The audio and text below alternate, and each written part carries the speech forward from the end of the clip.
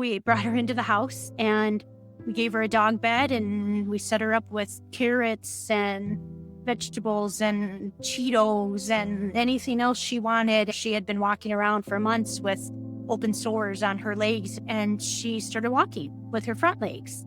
She's a fighter. This has been a place that has healed me. I was an alcoholic, and these animals have been kind of my recovery as well as being able to help them recover. Welcome back to Tales of Fluff. I'm AJ. And I'm Emily. Today we're taking you to 22 Farms, a sanctuary tucked away in the Wisconsin countryside, where animals and people come to heal together. It started with a single mom trying to teach her two little boys about gratitude. A Friday night tradition of cat care turned into a lifelong mission and eventually a sanctuary. When Gina and Chris reconnected years later, it became their shared dream. One they didn't just talk about, they built it. From scratch, without a farming background, with nothing but heart, determination, and a jersey number 22. We started by asking them how it all began and what pulled them into rescue work in the first place.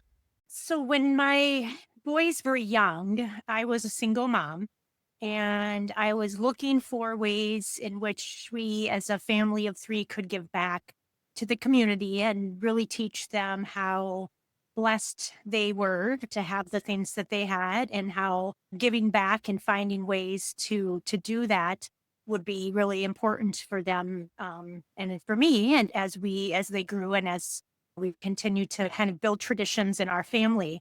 And so at 2 and 4 there was not a lot that we could do together, but we were up at PetSmart one day and we noticed that there were some cats that were in their adoption area. And there was a sign, and they were looking for people to come do what they called cat care, which was basically show up from time to time and help clean out the cages the cats were in and play with them, make sure they were healthy, etc. And so they had agreed to let me bring the boys to help with that. So every Friday night, the boys and I would go do cat care, and they would basically play with the cats. And, while I would clean and make sure their litter boxes were cleaned out, etc.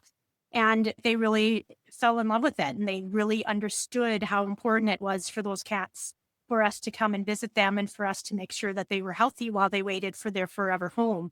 And so as soon as I realized that it was meaningful to them as well, then we kind of just started to grow from there. And that became helping get cats to appointments, to fostering cats, to fostering families of cats. And it kind of grew from there. And so that's really where it started, was when my two boys, who are now in their 20s, were young. And then several years later, Chris and I reconnected, and he'll talk a little bit about what that means, and found that not only did Chris really dive in and love the idea of rescue and helping animals, but his 3 kids did as well. So it quickly became something that all 7 of us felt equally passionate about, and things kind of grew from there. Yeah. When we had first reconnected, we were just, getting to know each other again and all this. And I think we were talking about dreams, and she said her dream was to own a hobby farm and start an animal rescue someday. Something to that effect, and have a lot of animals. And I think my only reply to that was, sounds like a lot of work. And well, it's one of the few times I can say I was right. It is a lot of work. So I kind of had forgotten about it. And then as we started discussing future plans and some other things that happened in life, that I decided that, well, we're just going to make the leap and hop in and go for it, which brings us to one of the most frequently asked questions, which is, how do we come up with the name? And the name is from when her and I dated in high school. Yes, we were high school sweethearts connecting 26 years later. And she would always wear my hockey gear, my jerseys or jackets or whatever. And my number was 22. And I just threw it out there one day, I'm about 22 Farms, and kind of has a good ring to it, and it just stuck around. What really stood out to me wasn't just how it all started, it was why. Gina wasn't just teaching her kids to be helpful, she was showing them how to care deeply. Yeah, and Chris even admitted he thought the whole idea sounded like a ton of work, which turns out he was absolutely right about that. Totally. But what they didn't realize back then was just how much this would end up shaping their lives. And when we asked about the big turning points for the sanctuary, their answer actually surprised us. We were talking about this and we both agreed that it was not really big moments, but a whole lot of little moments. And I'll start with our mission and the transformation of our mission from when we opened to what it is now, and how a couple of those smaller moments played into us fairly quickly after creating the sanctuary, changed the mission. And so we started with a mission focused solely on animals and providing a safe and loving home for animals in need. And that was our simple mission. And starting out that way really had that focus on the animals.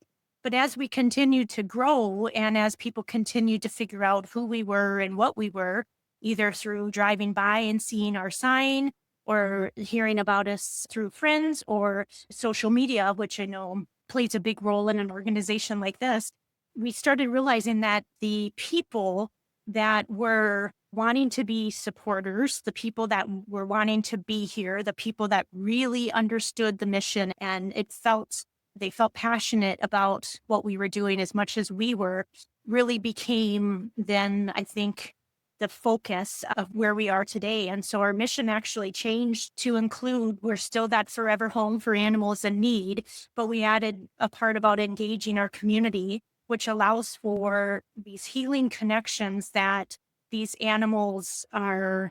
It's just magical, I guess I'll say is the word. These rescue animals, there's nothing like them. They feel with all of their heart and they are so incredibly grateful.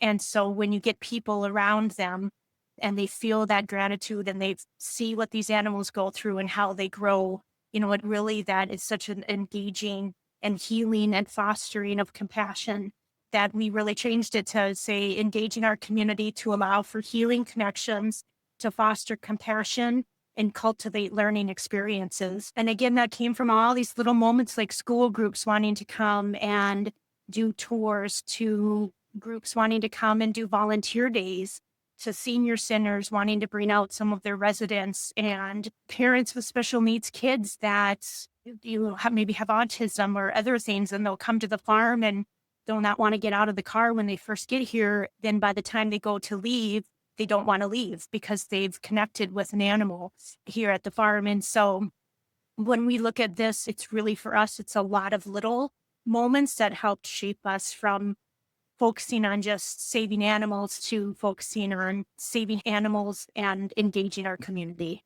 It wasn't one moment that changed everything, it was a bunch of small ones.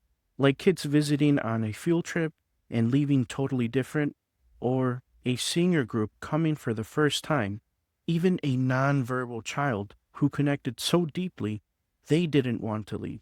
Yeah, and all of that helped shift their focus. It may have started with just the animals, but it turned into something much bigger. Exactly. It became just as much about people and how those unexpected moments can bring purpose in a way you don't plan for. So now we wanted to know, what does a typical day look like at the sanctuary? A lot of different things. I mean, it's kind of you kind of playing off of what she was just talking about, the daily connections that not only myself has, but everybody that visits here has. There's how would I say, we have so many examples of animals and people that have connected and truly, I guess changing their lives. And, with me, it's impacted me since day one. This has been a place that has healed me. I was a alcoholic and we kind of moved out here to get a fresh start and get away from everything. And these animals have been kind of my recovery as well as, to help them recover. So I see that in myself every day. But, you got the visual indicators of healing. You can walk around and see how the animals that, the injured animals that we have are healing. You can see their daily progression, change treatments and things like that. To the emotional healing is a two-way street. It not only helps us, but you can see it help the animals as well. you'd see their behaviors change, how a lot of these animals came and were terrified of people, and now they're the first ones to greet people when they come. Or out in the pastures, and the shy ones are now coming up and seeking attention. So you see it in a lot of different ways, and I think that's one of the fun parts. I really liked how Chris was really open about how the sanctuary changed his life. Getting sober, finding purpose, it was all personal for him. Yeah, and hearing that just made everything feel a little more real. Like, it's not just about saving animals, it's about what happens when you pour yourself into something meaningful. Our next question that we asked them was, how do they care for so many different animals? And how do they make sure each one gets exactly what they need? And we learned they didn't grow up as farmers. Neither Chris and I were farm kids. We didn't grow up on farms. We didn't have, family farms that we went to visit on weekends. And so learning really was from square one. And so that requires a lot of observation, a lot of research, YouTube, fantastic resource, the internet, we Google anything and everything we have a question about. And that's just it. We ask a lot of questions. So anytime we get a farmer that comes by, I think there's this perception, and there is amongst some sanctuaries, that sanctuaries and farmers don't get along. And we don't look at it that way. We're here to provide a service to animals. And if we can engage a farmer in understanding the best hay for the animals, or if we can engage a farmer in understanding best fencing practices, these guys have a lot of experience and knowledge. So we'll ask the farming community. Vets, 100%. We have some really great vets. We use a couple of different vets for different things. And we have vet techs that come out and do volunteer. And we try to absorb as much information as we can from all of these resources so that we can really understand what those unique needs are, the difference between a sheep and a goat. And, they kind of, in theory, are similar to a lot of people. A lot of people have a hard time telling the difference between them, but their dietary needs are pretty different. Goats can't live without copper, and sheep can't have it.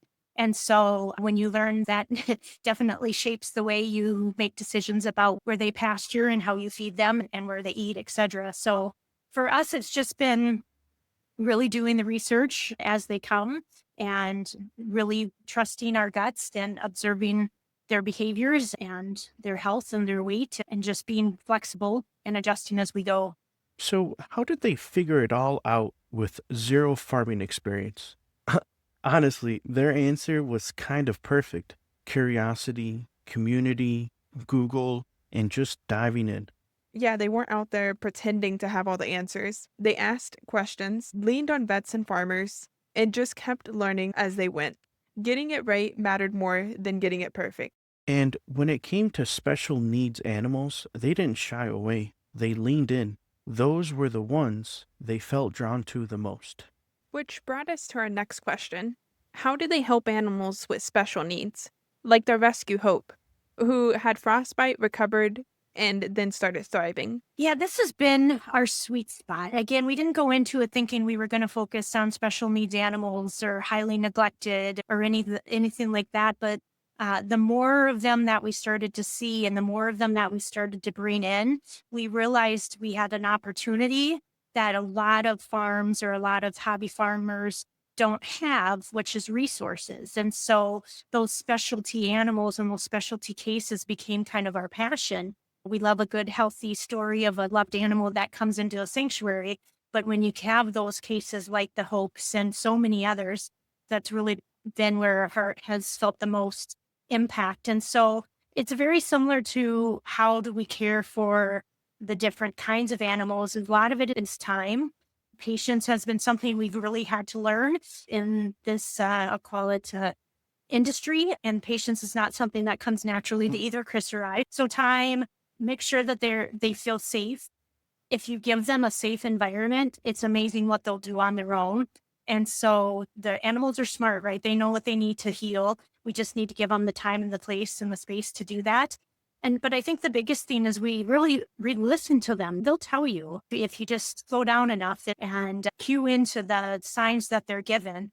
Listen to them, and we just keep trying things until it works. We had a lamb recently that had some issues with its legs, and we tried 8 or 9 different types of braces before we found the ones that were right for that situation. So just having the patience to adjust and be flexible and listen to the animals, and in some ways listen to your gut too. Yeah, and I think also listening to others as well. We have Casey, one of our goats, when he came.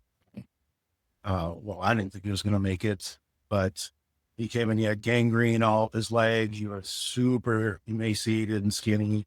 And he was the first case we had a woman approach us. I can't remember exactly how the interaction was, but she did a lot of holistic, natural medicine, and she was working on a master's degree, I believe it was.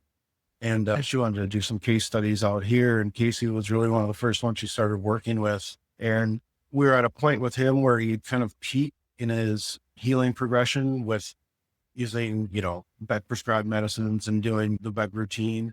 And we just kind of plateaued with it, and it wasn't getting any better.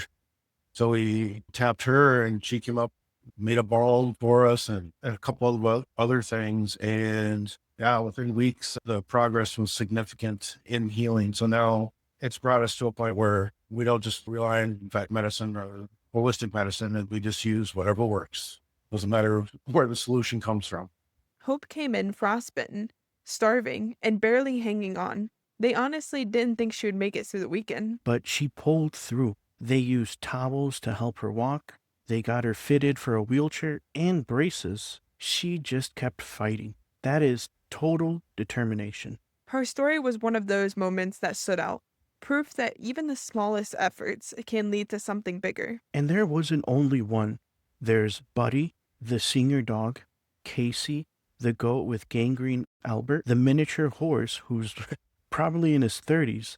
They've shown over and over, no life is too far gone. And then there are the animals that show up and somehow end up doing the healing themselves. Like Lane, the rescue who greets every new arrival. We see quite a few, especially now with the dogs, because we always, we had Buddy when Rose, a previous little dog, had passed. I'd always been a big dog person, and Rose was our first little one, and she kind of stole my heart. And after she passed, we kind of made it a thing that we were going to fill that spot on the floor where kind of the oldest, most unadoptable dog at the Parliament or at the Humane Society. And that's how we got Buddy. And we've ended up with a lot of others, like Little Kitty. He was a cat that a gentleman couldn't take with him into his new home. And he had just showed up on this guy's property 15 years ago. The guy never gave him a name. He's called him Little Kitty his whole life. And he brought him to us when he had to move. Mongo, our big horse, he's 28. He was very skinny when he arrived and had some dental issues. We've had quite a few. Albert, our little dwarf miniature horse, he's got to be mid-30s, I think, now. So, yeah, we see quite a few. And I honestly think those are the fun ones, when they come in and you heal them back up and we see that spark go back into their eye and really show the zest for life again. One of the things I think is amazing with these animals is we have a couple of animals that we truly believe are spiritual healers in the animal world. And the main one is Lane. He was my first rescue before Chris and I reconnected. And we got him at 9 months old, and he just has this temperament that is incredible. He's never received any formal training, and he will never leave your side. And he's just this loyal companion. And whenever we have an animal that comes to the farm, he's the first to greet that animal, and he just has a way with them. And it's almost like he is able to say, you're safe. And every single animal migrates towards Lane and just really takes on his temperament. And it's grown now. We'll have we can talk about a few other animals that have that same thing, cats and sheep and horses, and they just kind of take in the others. And when they do that, they just follow the lead. It's pretty incredible, actually. We have our cats and our dogs and our rabbits and our birds. Everybody runs around together. We don't have any issues with dogs attacking cats and cats attacking chickens, and animals that aren't supposed to do well together do.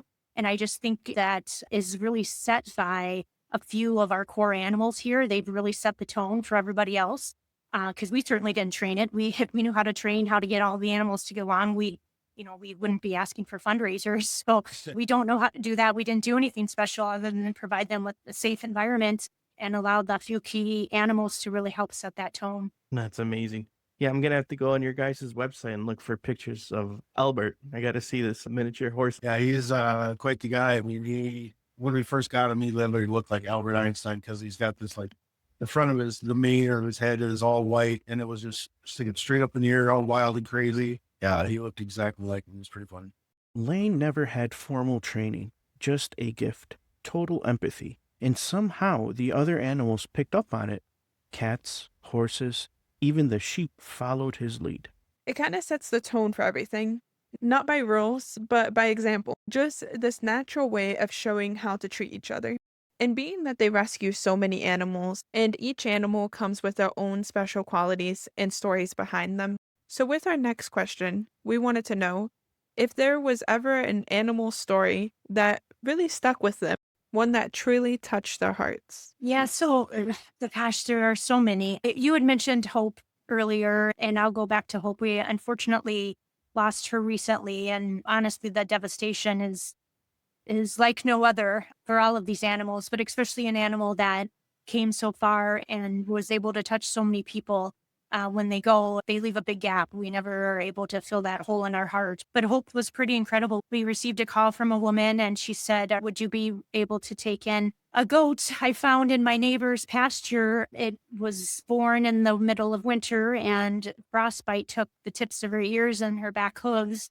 And unfortunately, the owner at the time chose to not do anything about it. So she had been walking around for months with open sores on the backs of her legs, and she wasn't able to nurse because she couldn't keep up with her mom and the others. And so when the woman asked the neighbor if she could take her, the neighbor said, yeah, that's fine. She wasn't going to make it very long anyways. And so this woman took her out of the kindness of her heart, even though she had no place for her. So she brought her here when she came on a Friday night. And there's been very few animals that have come in that we have thought, oh, I don't know if they're going to make it. And Hope was one of those. I don't know if she's going to make it. She was emaciated. Her fur, she had no fur. She looked horrible. Never mind the fact she had open sores for months on the bottom of on her legs. And so we called our vet and we said, what should we do? And she said, well, at this point, Friday night, why don't you just make her comfortable, give her some pain meds, clean out her wounds, and, I'll come out on Monday. And none of us really said what coming out on Monday meant, but I think we all knew it was probably just help her pass. So we brought her into the house and we gave her a dog bed and we set her up with carrots and vegetables and Cheetos and anything else she wanted. And she just sat and loved being loved. And by the next day, she had started to perk up. And we thought, oh gosh, she's coming back. And so we later that night took a towel and we put it underneath her stomach, back by her back legs. And we kind of like wrapped it around and then held the towel up and she started walking with her front legs. And we really couldn't believe it. So the following Monday, when the vet came out, we kind of showed her what we were doing with her. And the vet said, I never thought I would recommend this and I wouldn't in most places, but she's not ready. And if you're willing to put in the work to heal her, I would support you. I think she's a fighter. And sure enough, she was. So we got wheelchairs for her and we, used bandages and different things to help her feet heal. And she was just such an inspiration. And everybody who met her just could not get over watching her run around and headbutt the other goats. And it's a real lesson in survival and very inspiring, I think, for a lot of people. Hope's story was incredible, but so was their determination to help her. They didn't see her as a lost cause. They saw her as a precious life worth fighting for. She started to walk again, and she made it through that weekend. Their passion made that possible. And after hearing all of that, we were curious, what's winter really like in a place like this? Because Wisconsin cold, it's no joke. Prep is basically, we always have the goal of getting started in October. We're going to get all the buckets and, heating pads and drop in heaters and get all that stuff out and tested and whatever. And, it just gets so busy. Usually it's like, oh my God, it's going to be cold. You got to get out and start testing everything. And yeah, it can be a scramble. But yeah, winters are pretty miserable. Once we get everything working, then it's a matter of, oh, do we have enough power out here to support this? Do we have, all right, we don't have enough power. All right, where am I going to pull some power from? So yeah, that's pretty much what winter is. And then keeping all the waters unfrozen, even though they've got heaters, because it can be so cold, the heaters don't even matter. Yeah, the logistics, I think, are the hardest part. Like Chris said, we try and keep the waters either through heated buckets or drop in heaters in their tanks. And in the right weather, it doesn't matter. So you end up out there with sledgehammers cracking the ice every morning, trying to make sure they can get to their water long enough to stay hydrated. And with that comes, like Chris said, electrical. And this farm, I don't think, was intended to have that many things running. So we often will pop, breakers and have to go replace parts. And so I think the logistics of just keeping everything on is hard. The animals themselves, even the pigs, it's incredible. If you give them enough straw, you'll walk in on a freezing cold day and the pigs are all huddled together and they get up to feed. And literally you can see the heat rising out of the beds from where they were all laying. And, pigs obviously don't have a lot of fur, but they're able to keep themselves warm. So for us, it's really making sure they have access to the water throughout the year and some space to move about in some of the smaller pastures. Winter on the farm, it sounds like a lot of work. Frozen buckets, tripped breakers, breaking ice with hammers. And even with heaters, it can still be a scramble, but somehow they make it work. While we were talking to them, education came up too. From school visits to nature-based learning, there's a classroom in the Twin Cities that basically adopted the whole sanctuary. We do. We wish we were doing more at the moment. There was a 2-year period after we opened up that I was blessed enough to be able to take some time to focus on growing the sanctuary. The first year was kind of just a fun passion project. And then when we realized this really has potential to be something more than just our own little hobby farm, I took some time to really grow and do some of the community involvement that we've talked about. So we did partner with a lot of schools, had a lot of field trips, have a lot of, we had 4-H groups coming out and church groups and Summer school, Cub Scouts and you name it. But there was one class in particular, or there was one woman in particular who came out for a tour with a good friend of ours, a mutual friend. And we find out later that she's a teacher, and she's a teacher in an environment that allows her to teach her kids either outdoors or by using nature as the teacher and as the backdrop. And she said, gosh, wouldn't it be fun if we did a chapter or a scene on one of your donkeys, and we could use the donkey as a reason to engage the kids in a writing assignment. And so what started off as let's adopt a donkey for one classroom to do a writing assignment on became the entire school adopting the entire sanctuary and us working with multiple classes and multiple teachers throughout the entire year, from everything from providing PowerPoints to answering questions they have as they're doing their writing assignments, to our favorite. Then at the end of the year, all of the classes come out and do a service project. So the interesting part is this is not from local here. This is from the Twin Cities and a rather affluent neighborhood in the Twin Cities. And these kids come out on these buses and they are fired up and they know all of the animals' names and their stories, and they can't wait to see it in person. And the parents come out, as many parents as you can cram on a bus, and our parking lot gets full. And it's just amazing to see this suburban school really take on the farm and just be a part of it. And it brought us to a quote that is probably one of our favorites. There's a lot of good animal quotes out there, but it says, if you teach children to be kind to animals, they'll learn to be kind to humans too. And a lot of kids are able to build that connection with animals that maybe in some of this, middle school grades, they're not able to build with other people. But when you see them being kind to animals, that's a lesson, that compassion that they're learning, that they'll apply to other parts of their life too. The kids knew all the animals by name. They wrote about them, learned their stories, and then came to visit. That was an awesome thing to hear.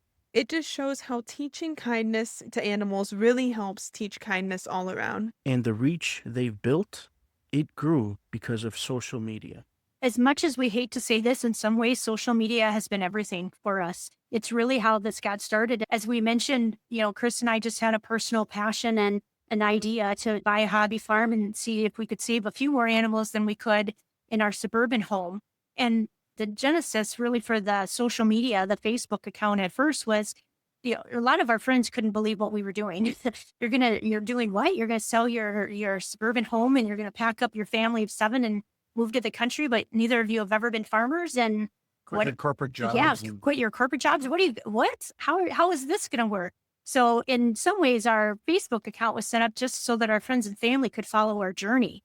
And when it started to get a little bit more attention, and again, that's as I mentioned earlier, with it really changed our mission.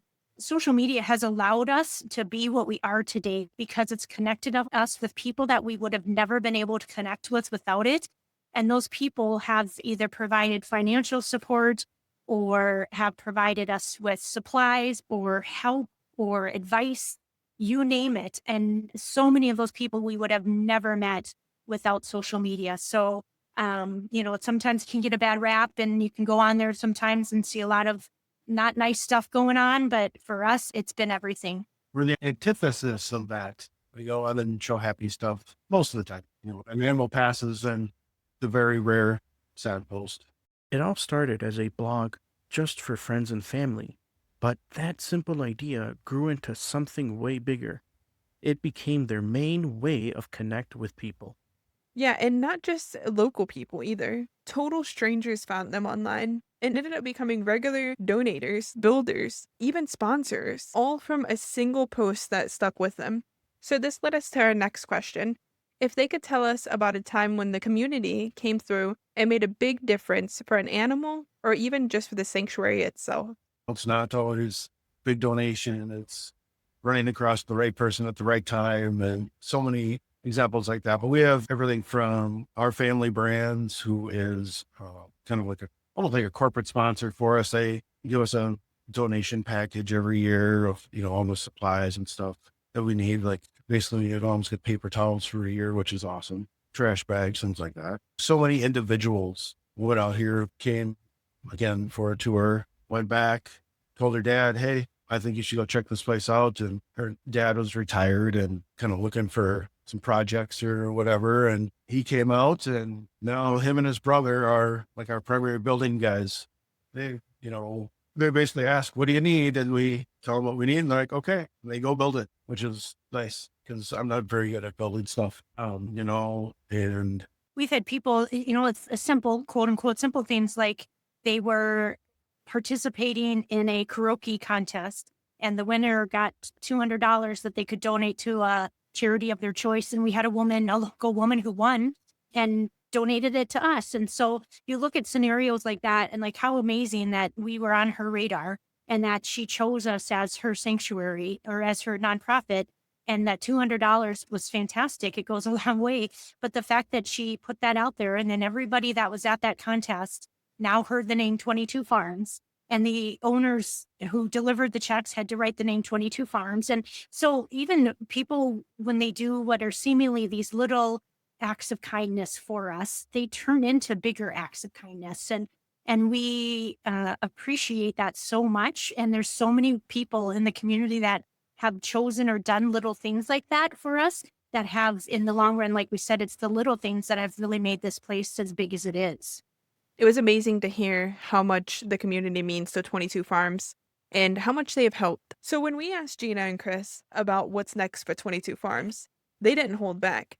Their vision, it's big, but it makes total sense. do you want the I have unlimited money version or the more realistic version? Whichever one, both. I think for me, and I think we kind of both share the same vision, timing. We just don't know. We want to get to the point where we can have a couple employees. I mean, we don't take a dime for payment on anything.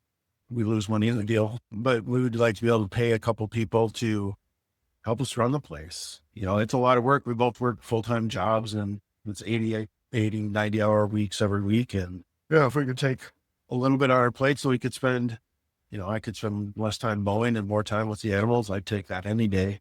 So That's where I would like to get to in the next handful of years. And for me, I kind of, in an ideal state, I think a lot of questions come between what's the difference between us as a sanctuary and maybe a rescue, because people use those terms interchangeably, and sometimes they are, and in other times they aren't. So in our case, the animals, we made a decision pretty early on that we wanted to be the last stop for these animals because most of them had been through enough. And the idea of putting them through another move just wasn't what we wanted to do. And so our mission became providing that forever home instead of, a lot of the rescue groups, which do amazing work and are able to save, in theory, a lot more animals than we are because they have foster networks and then find homes for those animals. Again, both are fantastic. It's just a matter of which one you wanted to be in. A space we chose, for the forever home, our two limitations are space and money.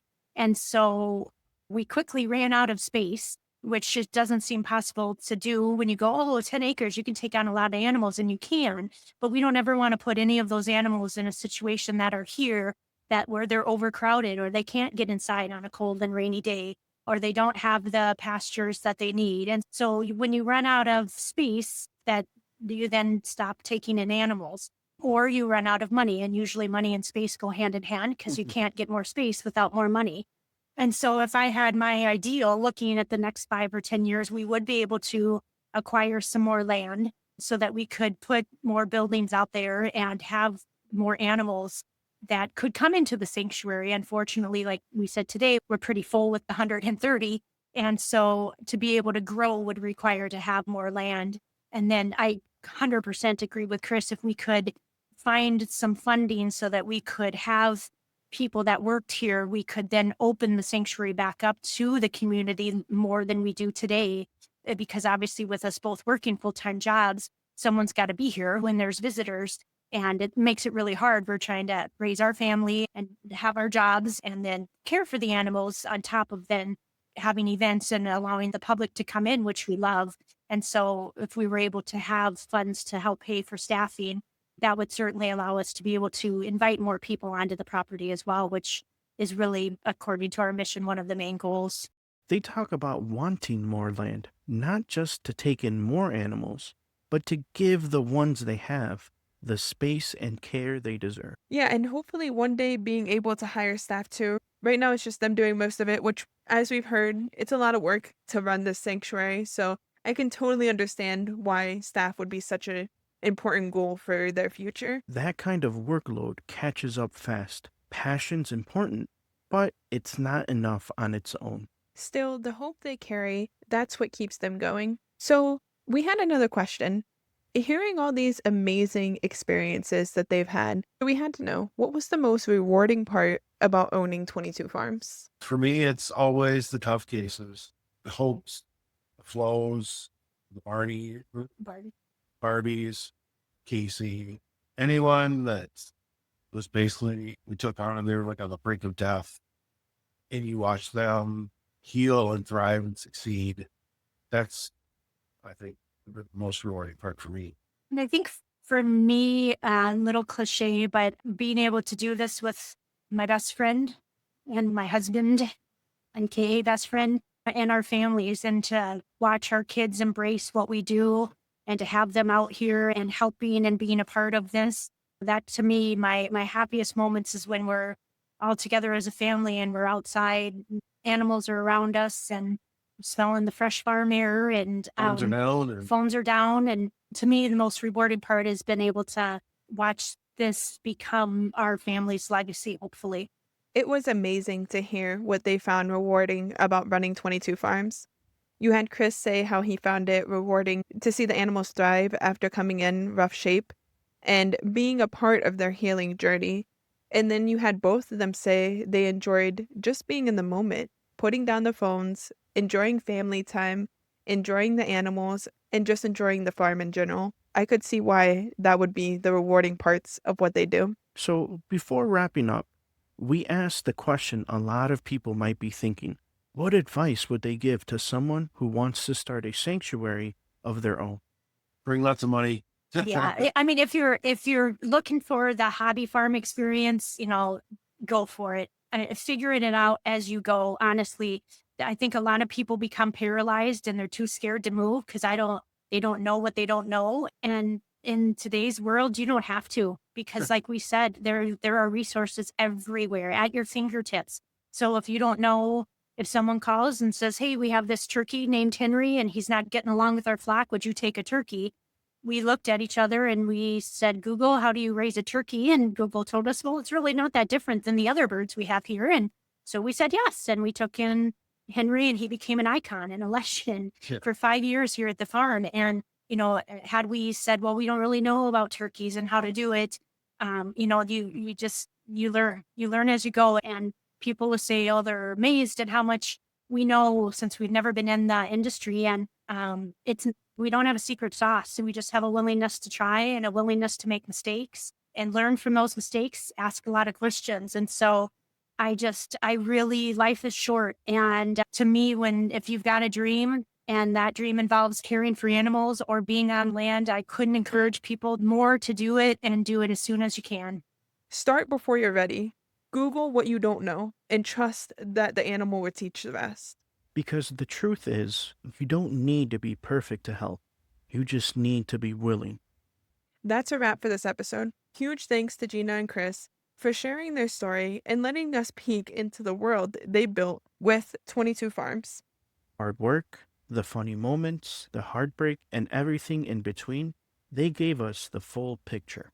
They sure did, and we enjoyed every moment talking with them and hearing about the amazing work they do with animals. If you would like to check them out, we have a link in the description so you can go see the incredible work they are doing on their farm. And we're not asking for likes or follows.